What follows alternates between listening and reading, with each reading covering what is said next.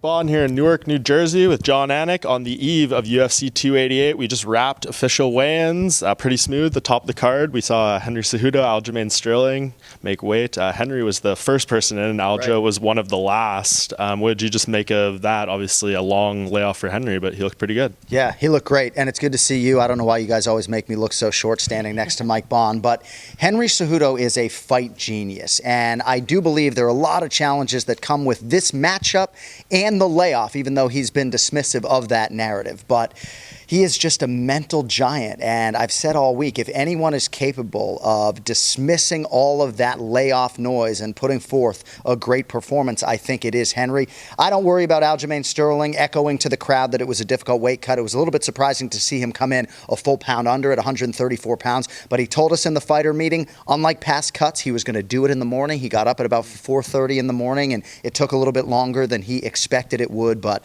I think both guys are going to fire on all cylinders, and could be an absolute war over 25 minutes, or I could see a finish on either side. It's close on paper, as you know. Same can be said for the co-main event, and we're ready to go. Yeah. Did he say why he decided to switch that up and do things in the morning? So there are a lot of athletes that do that. I think there's sort of a false narrative out there that just because Caio Borralho talked about it last week, that all of a sudden fighters are like, oh, maybe I'll try this. Now, certainly, I think there is some trial and error that goes into this sport, but a lot of people, I'm not telling you anything you don't know, don't like to sleep dehydrated, so they wake up and they do the final weight cut in the morning. I think Henry and Aljamain both did that. They both realized success.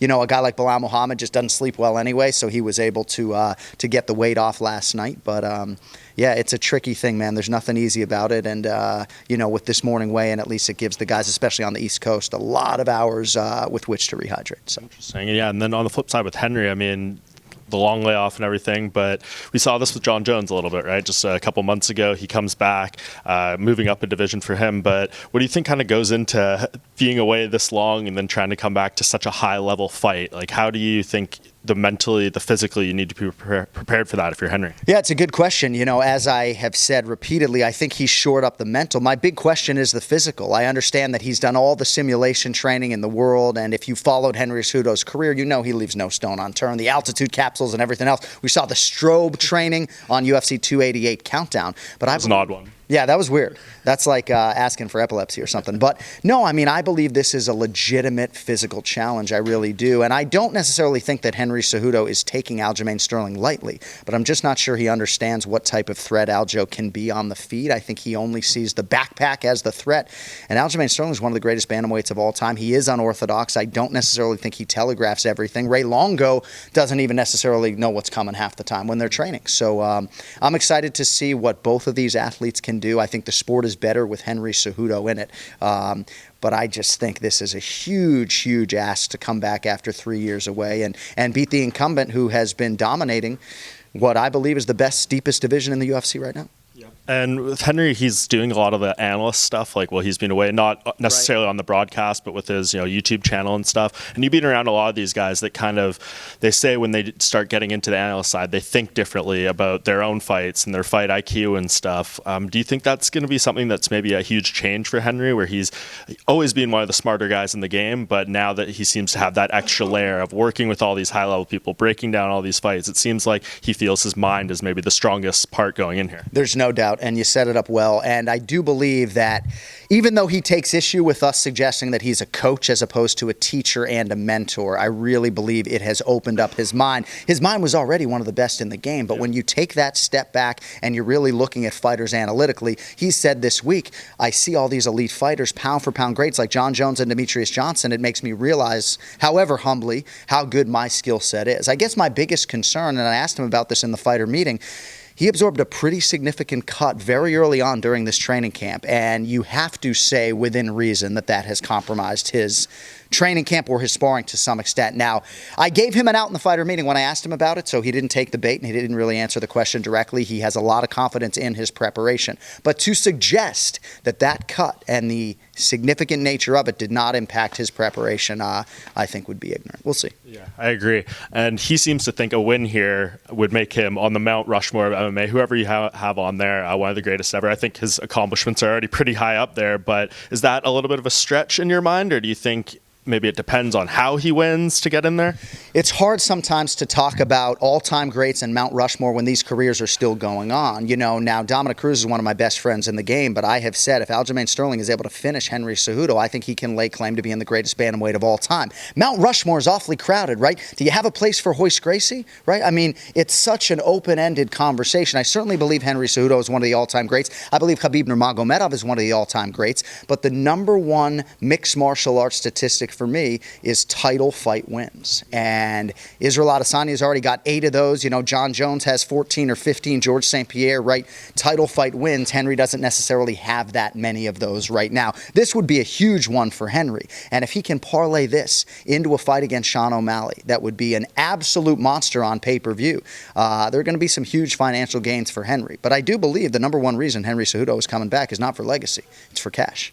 Yeah, we'll see. He claims otherwise, but you never know. 3 years is a long time to go without a paycheck for him. And obviously for Aljamain, you kind of set up well there. Potential has the claim to being the best bantamweight ever. But you mentioned as well his first pay-per-view headliner, and he's finally getting the spotlight for himself. How do you think he's handled it this week? Masterfully. Sometimes it can just be circumstantial, right? I mean, he was underneath Alexander Volkanovski and the Korean Zombie on one pay-per-view. They're up a weight class, right? So when you are one of the smaller guys, 135 pounds, oftentimes in a championship doubleheader, you're not the headlining act.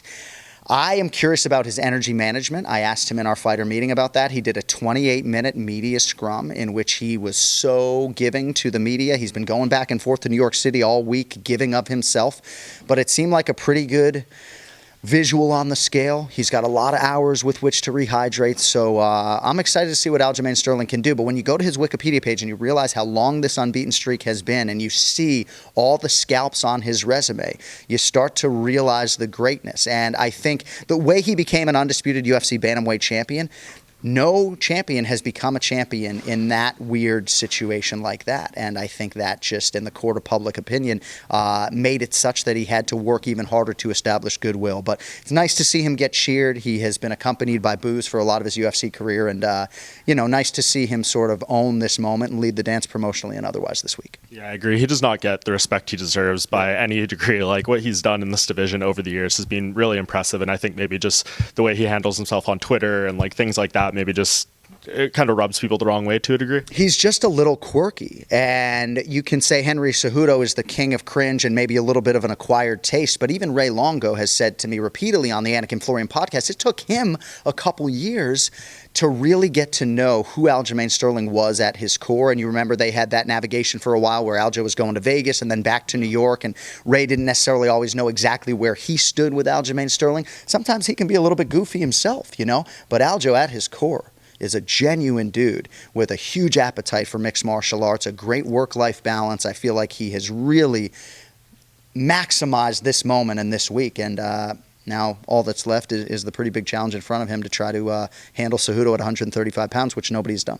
Yeah, I can't wait. I think the winner of this fight is definitely going to take a very strong victory lap, around, and it's going to be something to behold whatever happens in this main event. But as far as the co-main event, so impressive that both Belal and Gilbert Burns make weight up there. Who do you think is kind of being through the bigger struggle to get here, right? Because we had Belal coming off Ramadan. They both accept the fight around 16 days notice, and he has his whole set of challenges with that. And then Gilbert, obviously, the quick turnaround, doing the multiple weight cuts. Like, who would you think had the trickier road in these 16 days since the fight was agreed to? Belal Muhammad, and probably significantly Gilbert Burns is the smaller man, albeit not as pronounced as maybe some of us expected when they went face-to-face after the press conference here on Thursday.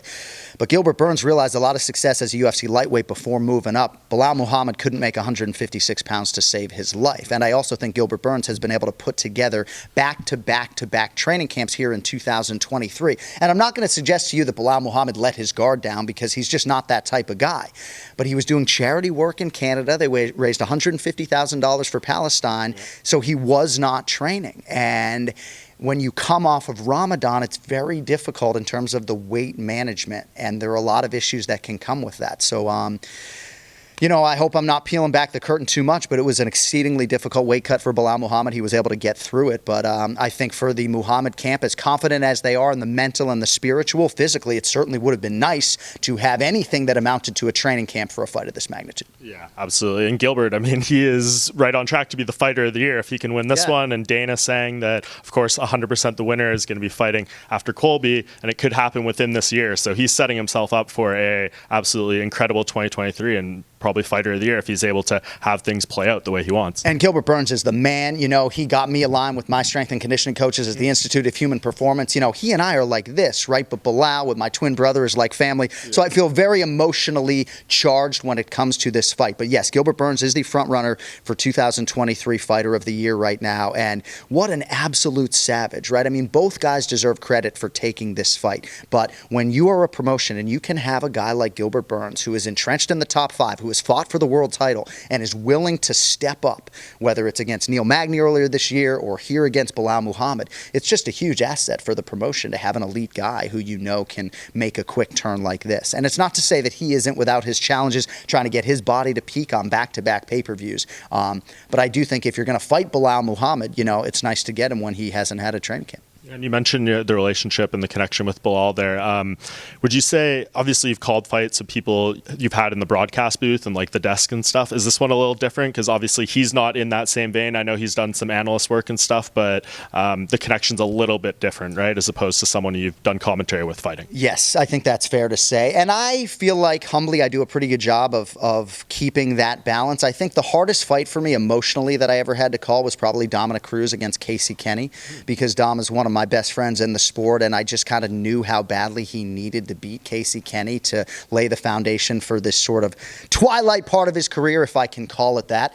But I'm emotionally invested in Gilbert. I'm emotionally invested in Belal Muhammad, and it just comes with the territory. Aljamain Sterling and I go way back. Captain Eric Albatacine said to me, "Oh, is your boy going to show up?" I said, "My boy," He thinks Aljo's my boy. So it is what it is, It's something that is always going to be a professional navigation for me. I'm never going to ask to not call a fight because of a personal relationship, but you can't help but love these men and women. And, Gilbert Burns lives in West Boca Raton. We live in the same goddamn town, So I'm happy for both of these guys. It's unfortunate that one of them has to lose, but, my emotional investment ends as soon as they hit the tunnel. Absolutely. Wouldn't expect anything less from the always professional Jon Anik. And just last thing before I let you go, outside of these top 2 fights, what is get your juices flowing the most on this card? Well, Diego Lopez, I give him a lot of credit for stepping up against Movsar Evloev. And if you don't know Diego Lopez, he was in the corner of Alexa Grasso when she realized the UFC Flyweight Championship not all that long ago. He's so buoyed by that. He's so excited that Irene Aldana is getting her opportunity against Juliana Pena. Against Amanda Nunes. So I'm just so excited to see what Lopez can do, because signing to fight Movsar Evloev, who's 16-0 on 5 days' notice, would seem to be a tricky proposition. But I really liked what we were getting, the vibe, the demeanor, the energy from Diego Lopez. So I got my eyes on that fight a little bit. And, we'll see what Chaos Williams can do against Rolando Bedoya, another intriguing newcomer. I think this card, top to bottom, maybe isn't getting the love that it deserves. So, we'll be giving it some love Saturday night. Yeah, and Andrade Yan Xiaonan, potential title eliminator there. We don't know what's going on with Zhang Weili, but you can make your statement there if you want as well. Yeah, and for Jessica Andrade's 24th UFC appearance, most among women, I absolutely love her. But Yan Xiaonan, I don't know if the play-by-play guy can suggest a fighter as a live underdog. I do believe that betting line is a little bit out of whack. I feel like the Team Alpha Male coaches deserve so much credit for the way they have built Yan Xiaonan, and just given the way her last fight went, I'm really excited to see what she can do. A fight between Yan Xiaonan and Zhang Weili would be absolutely massive. So in China, if possible. Yeah, in China. Yeah. We'll see if Yan Xiaonan can take care of business here Saturday night first. Let's go. Saturday night, you will hear Jon Anik, Joe Rogan, Daniel Cormier on the UFC 288 broadcast from Prudential Center. Looking forward to it, John, and thank you for your time. My pleasure, buddy.